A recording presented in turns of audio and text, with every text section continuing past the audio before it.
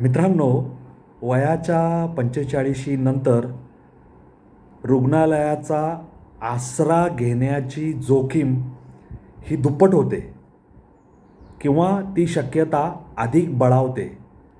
हे national sample survey कार्यालयाच्या संख्याशास्त्रीय माहितीतून स्पष्ट झालं आहे. त्यांनी जो वार्षिक अहवाल प्रसिद्ध केला आहे त्याच्यामध्ये या सगळ्या बाबींचा उहापोह करण्यात आला आहे. आता प्रति 1000 व्यक्तींमागे रुग्णालयात दाखल कराव्या लागणाऱ्या प्रकरणांची संख्या किंवा व्यक्तींची संख्या नमूद आहे.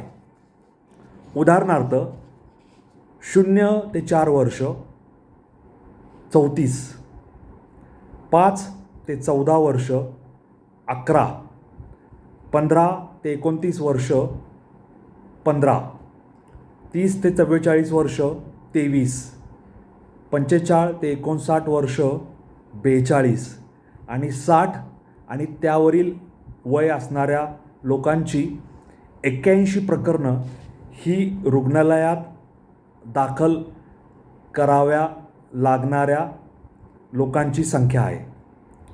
आता तुम्ही विचार करा की 30 ते 44 या वयोगटातली 23 प्रकरणं ही रुग्णालयापर्यंत पोहोचतात आणि 45 ते 59 वय असलेल्या लोकांची 42 प्रकरणं रुग्णालयात पोहोचतात.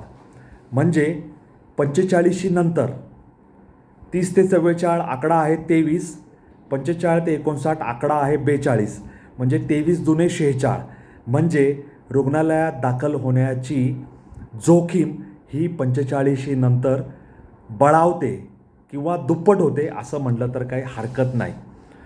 मित्रांनो, हेल्थकेअर डिमांड म्हणजे आरोग्याची काळजी घेण्याची जी मागणी आहे, वैद्यकीयदृष्ट्या आरोग्याची काळजी घेणे म्हणजे वेळेवर उपचार असतील, औषधोपचार असतील किंवा चांगल्या रुग्णालयामध्ये दाखल होऊन जे जे काही शारीरिक चाचण्या किंवा काही औषधं द्यायची, सलाईन द्यायचे, ग्लुकोज द्यायचे, जे काय आहे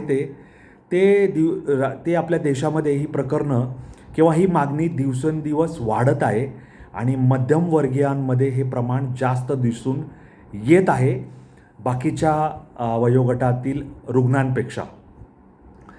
आणि भारतामध्ये क्रोनिक डिसीजेस किंवा क्रोनिक जे आजार आहेत म्हणजे जे आपण त्याला आपली जी जीवनशैली आहे त्याच्या अनुषंगाने किंवा त्याला अनुलक्षून होणाऱ्या आजारांचं प्रमाणसुद्धा वाढत आहे.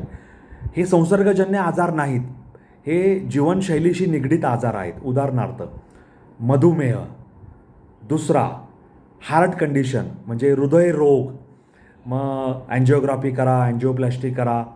त्याच्यानंतर रेस्पायरेटरी इलनेस म्हणजे श्वसन घेण्याशी संबंधित आजार.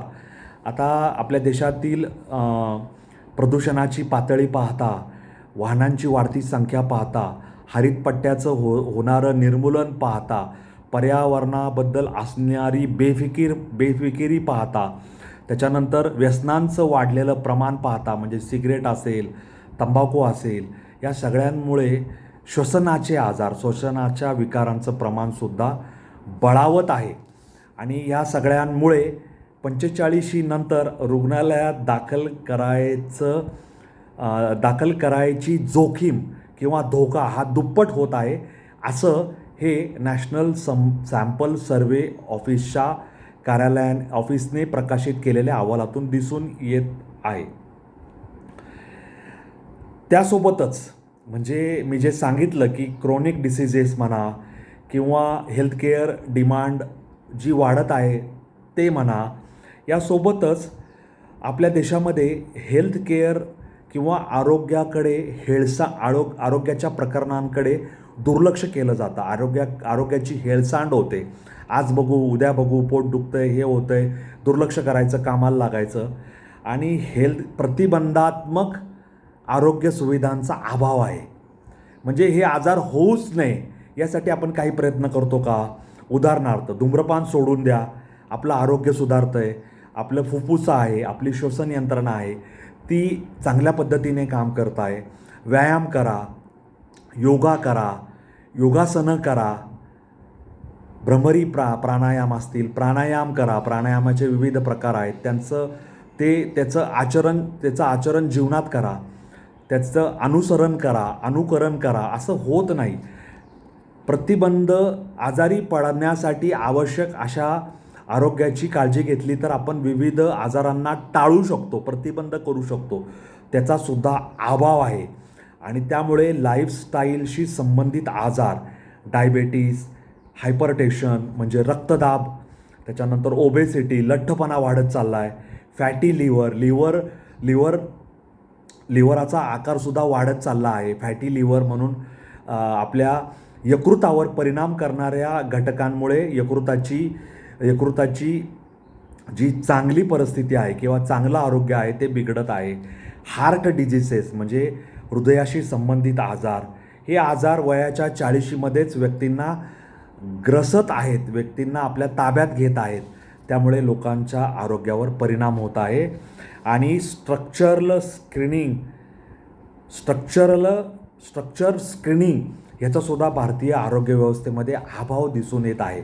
म्हणजे लोकांच्या आरोग्याची पडताळणी करणाऱ्या यंत्रणा अस्तित्वात नाही. त्यामुळे लोक आजारांच्या दिशेने वाटचाल करत आहेत असं म्हणलं तर ते वावगं ठरू नये. त्याच्यामध्ये मग आरोग्य यंत्रणेसाठी काही उपाय सुचवलेत का या अहवालात? तर सुचवलेत. ते काय? Early detection, routine metabolic screening, त्याच्यानंतर cardiovascular risk assessment, primary health care strengthening असे काही महत्त्वाचे प्राथमिक उपाय आणि उपचार या नॅशनल सॅम्पल सर्व्हे कार्यालयाने प्रसिद्ध केलेल्या अहवालाच्या अनुषंगाने नमूद करण्यात आलेले आहेत. आता हे जे आपण सांगतोय की प्रति 1000 व्यक्ती एवढे लोक रुग्णालयाची पायरी चढतातच. आता हे प्रति 1000 व्यक्ती हे वर्षाचं अनुमान आहे. एका वर्षात 1000 व्यक्तींपैकी किती लोक रुग्णालयात दाखल करावे लागतातच याचा आढावा आपण सुरुवातीला घेतलेला आहे. आता या 1000 व्यक्तींमध्ये 93 पुरुष प्रति 1000 व्यक्ती आणि 69 महिला प्रति 1000 महिला असं हे रुग्णालयात दाखल कराव्या लागणाऱ्या रुग्णांचं प्रमाण आहे किंवा आजारग्रस्त लोकांचं प्रमाण आहे. प्रति 1000 व्यक्तींमागे 69 महिला आणि प्रति 1000 व्यक्तींमागे 93 पुरुष असं हे बायफर्गेशन वर्गीकरण आहे असं म्हणलं तर ते वावगं ठरणार नाही. आता 60 आणि त्यापेक्षा जास्त वयाच्या किती लोकांना रुग्णालयात दाखल करावं लागतं तर याचं राष्ट्रीय प्रमाण आहे 81. तथापि केरळमध्ये हे प्रमाण आहे 186 व्यक्ती प्रति 1000 व्यक्ती. 131 व्यक्ती त्रिपुरामध्ये या रुग्णालयात दाखल करण्याच्या पायरीपर्यंत पोचतात प्रति 1000 व्यक्ती आणि प्रति 1000 व्यक्ती तेलंगणामध्ये हे प्रमाण आहे 100. लक्षद्वीपमध्ये सुद्धा हे प्रमाण 100च्या वर आहे. म्हणजे 60पेक्षा जास्त वय असणाऱ्या नागरिकांमध्ये रुग्णालयात दाखल करावंच लागतं असे हे आकडे धोकादायक पातळीला पोचलेत. केरळ, त्रिपुरा आणि तेलंगणा जे 100 आणि 100च्या वर आहेत. लक्षद्वीपसुद्धा 100च्या वर आहे. त्यामुळे आरोग्याकडे लक्ष द्या.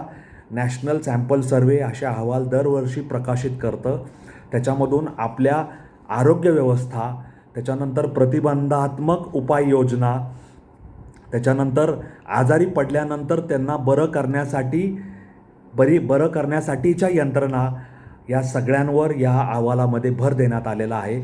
आणि आरोग्य यंत्रणा चांगल्या असतील तर आरोग्य यंत्रणा आणि प्रतिबंधात्मक उपाययोजना या चांगल्या असतील तर लोक आजारी पडणार नाहीत आणि आजारी पडलं तर त्यांना वेळेवर उपचार मिळून ते लवकरात लवकर आजारातून बाहेर पडून आपल्या घरी सही सलामत जातील. या नोटवर मी तुम्हा सगळ्यांची रजा घेतो. तुम्हाला हा व्हिडिओ कसा वाटला कॉमेंट बॉक्समध्ये लिहून मला जरूर कळवा. माझे रील फॉलो करा, माझा चॅनल सबस्क्राईब करा. माझे रील आणि व्हिडिओ लाईक शेअर करायला विसरू नका. या नोटवर तुमच्या सगळ्यांची रजा घेतो. धन्यवाद. जय हिंद, जय महाराष्ट्र, वंदे मातरम, जय श्रीराम, जय जगन्नाथ, जय सनातन. धन्यवाद.